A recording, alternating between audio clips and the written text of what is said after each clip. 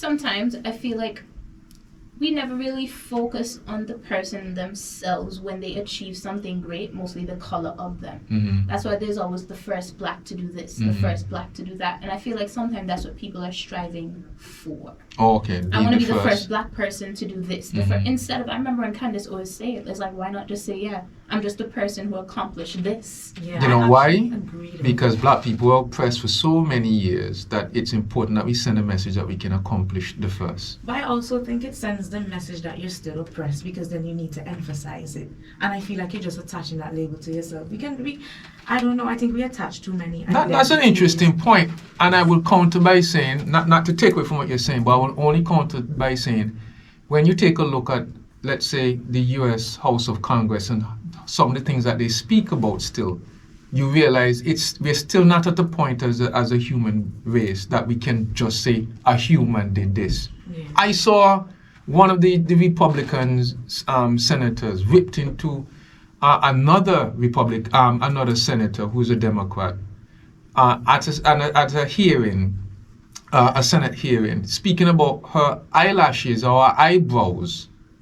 And that had nothing to do with anything that they were discussing. So the black woman was like, where does this come in? That's against house rules. And how is it that she's not apologizing for this?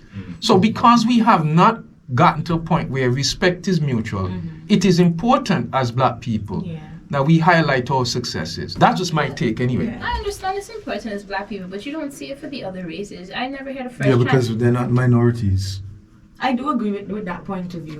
I definitely got the Hispanics do it too, you know. But why do we have to call ourselves minorities? Because they're more white people than black people. Because I'm always like so overwhelmed. Like, why do we always have to put The ourselves? 60% Caucasians in the United States. It's not a caste thing. It's a number. 60% of the persons in the US is Caucasians. Yeah, they outnumber. I understand that, but I just feel like sometimes I feel like, okay, we don't call them the lessers.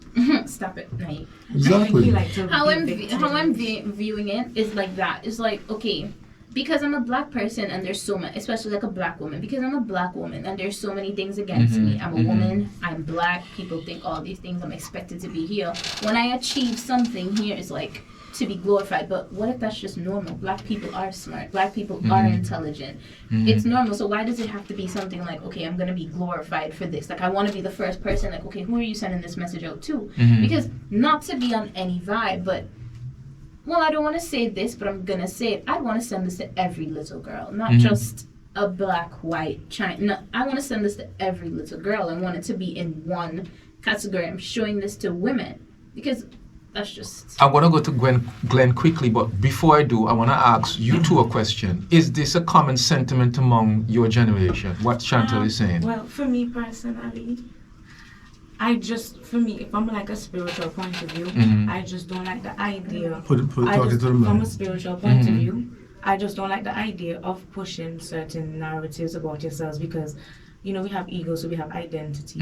Part of it is like being black, right? And then the work kind of push certain things about being black. And some of them come from a very like victim-like mindset that I feel like doesn't help you overall. I feel like we can just... I don't think that we should ignore the issues that's going on. I'm just saying, even if something seems a bit positive, there's certain things on the line and behind of it that it pushes inside of black people as well. Oh, we still need to do this because we're victims. I just feel like you just show a black girl and say, this girl, she passed 13 CXC subjects with ones, and clearly everybody can see that she's black, but then to attach it to her being black and then a person seeing it and being motivated is still kind of sending a message that we're still oppressed, so we need to push it. So even though it is supporting black people, I still think that it's instilling the victim mindset. Okay, cool. Glenn, what do you take? Man, there's so much to unpack here. But to keep it short, we say some of these things because we're not in every single sphere. We're not in every single circle, every single society. So we can't really say why it's just us that say them kind of things there. So we ain't in Bangladesh, we ain't in Antarctica, we're not in Canada, right? But I'm sure as human beings that what we say and what we do is replicated in other cultures, Yeah. in other spaces, Yeah. right? Okay.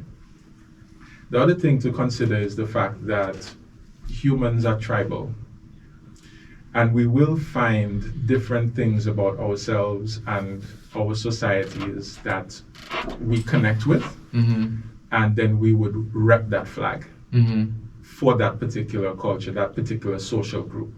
So we rep our flag as men, we rep our flag as women, we rep our flag as Picketsman, we rep our flags as All day, every day. as Caribbean black people. We rep it as Caribbean people. Cricket people, We were all excited with the Jamaicans and them African people, when Review Usain people. Bolt, No, please. right. When Usain Bolt Yeah, was clocking yeah. in his victories and them Jamaicans were waving their Jamaican flag. The rest of the Caribbean was behind him because Jamaica is part of the Caribbean. yeah. So we do that. Why do we keep on emphasizing these particular attributes as well is the fact that we have endured so much crap as a race of people, right? I would dare say far beyond what a lot of others may have experienced, right? And we've endured it for so long. And to some, we are still undergoing that sort of atrocities. It just take a different form. Yeah, systematic now. Right. So that whenever it is that we achieve something noteworthy, we don't want it to just fall under. We want it to shine, and we want you to know where it actually came from. Yes, a human being did that, but we want you to know a black human being did that because it means something to us. It is a notch in our belt that gives us a boost and more height so we can stand with other people and their accomplishments, other races and their accomplishments. Because at the end of the day, we didn't choose this game. This game came and find us, and we have to play it. I want to give you something which sort of piggyback on what our ladies in here were saying, and then Nike, you can give us a quick take on this. I have a friend of mine that says, all that you said is valid, because we speak about this. He said, though, when do we take accountability that, yes, we were oppressed and we were subject, and our forefathers were subject of terrible atrocities, but at some point in time, we need to take responsibility, acknowledge that it happened, not that we're forgetting about it, but we can't use it as an excuse anymore for some of the things that we're still doing and saying it's because of slavery, and not recognize that it's happened to us and change our behavior. Anything? Good night. In terms of what Glenn had said and what Chantal had said and what you said, and what what we've been discussing for the whole afternoon, I think accomplishments like what this young lady had done, they are indeed noteworthy and they are worthy of being celebrated. For too long, black people, even in America, I think black people were considered to be like 1/8 of a person. Yeah, or a human Jim being. Crow. Jim Crow. No, this is way before Jim Crow. Oh, okay. And what I'm saying is, no, if you're not even considered to be like a whole person, and even when slavery was abolished here in Antigua, a slave or a former slave could still be reprimanded heavily if they went back on the plantation that they came from. If they stole, if they went to the pond to get drinking water. Yeah, they didn't work. You understand what I'm saying? They could actually, you drinking pond water on the plantation was deemed as you stealing the plantation owner's property. So my thing is, right, we are the minority. We are considered as being minority. Clearly not that it's not that way in Antigua, but then, that's another story altogether. So I'm thinking, but because this happened in the U.S. and because the brown people, black people percentage numbers wise is lower than the Caucasian race. When stuff like this happens, when this happens to me, when it's happened with the Caucasians, it's more like an expected thing, right? When it happens with the black side of it or the colored part of it, it's almost seemed like, wow, how did this happen? So if you're going to have this way of thinking, how did this happen? Me, as the person who actually accomplished it, I'm going to overemphasize it. You understand what I'm saying? I'm going to make it known loud and clear that I'm the one who did it because of all the things that were weighed and stacked against me. So Okay, kudos ladies, to go her. ahead. Yeah. But who thinks that way? I have a question where he was just like, when he said, what did he say? How did this happen?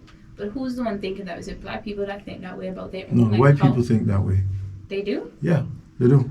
I feel like I've experienced that more with my own kind. Remember when Spice dropped that song? Where she was just like, she has experienced more hatred from her own kind than any other.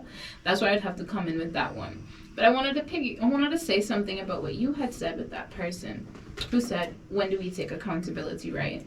I don't think we can right now, based on still the everyday struggles that we're going through and the everyday hurdles that we're going through as black people, and say about no, because when we still walk into the store, we're still being walked behind of.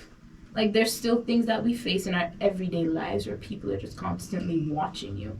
You understand what I'm saying? As a black person, it happens here. So when you said this doesn't happen here, I'm like, what do you mean? Sometimes you walk into a store and they're walking behind you.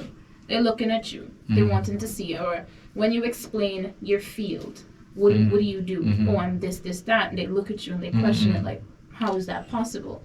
So I don't feel like it's an accountability thing. I feel like that culture, Caucasians, Chinese, whatever they are, I feel like they need to just get out of their old mindset and just like. When I get the mention program. accountability, go ahead. I actually do agree with what you're saying but I think it just depends on the context. Because there's some situations where I do feel like we do enjoy being a victim because it's easy to do that rather than take accountability for your life. So you would say, and I'm not saying there aren't things stacked against you. However, I do believe that if you really want something, you can definitely get it. And I think it's easy to look at all the things that are against you and say, oh, well, I can't do it because X, Y, and Z. I like the people who go out and fight the things that are going on in the world. I appreciate that. Make it about their color or about their sex or whatever it is. They have an excuse. However, there are situations where I do feel like it's you can understand why they say it's about their color, and it's fine. But then also, I think white people, definitely some of them, they are very racist. Because when I went to England, I've never really been in a white country before, and maybe my second day of going there, I experienced racism where I was lost and I was asking for help, and the lady, she looked at me and she just saw somebody that wanted to rob her. She was like, no, I can't help you, and she's walking up and she's looking behind and she's scared. So I'm not going to deny the fact that these things first. don't exist. I would have grabbed her exist. first. And I think because we live in a country that's majority of us are black, we don't have the same even if we do experience it on some level, I don't think we have the same experiences that people who live in a majority white country have. So I do think that maybe there's more of an emotional tie to the things going on. So that is why maybe we can have a more objective point of view. Because I honestly don't feel oppressed. Okay, well, when I mentioned the accountability aspect, just for clarification, I think the conversation we had was in the past they have used divide and conquer, particularly for us. You had persons who aligned themselves with the master and those who were outside in the field. And if you snitch on your neighbor or you snitch on the person, master rewards you. And so there was a very unique way. It's an art of war tactic. They put you to fight against each other so that you will never unite to conquer. Right? And what the guy was saying was, we recognize that they did this to us. And even in today's world, right now, we have trouble supporting your business as a person, trying to see you get ahead as a young person. No, you mustn't get up.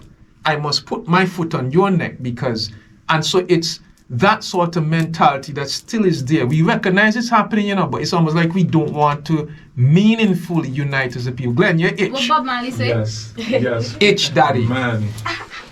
Let off. Fighting not to Let lose off. this point here. Go Okay, ahead. so to speak directly to what you're saying, the ladies touched on some of what it is that I'm about to say, but rather lightly. Okay, so here's the thing. We know that information, knowledge in general, can disappear within a generation, right?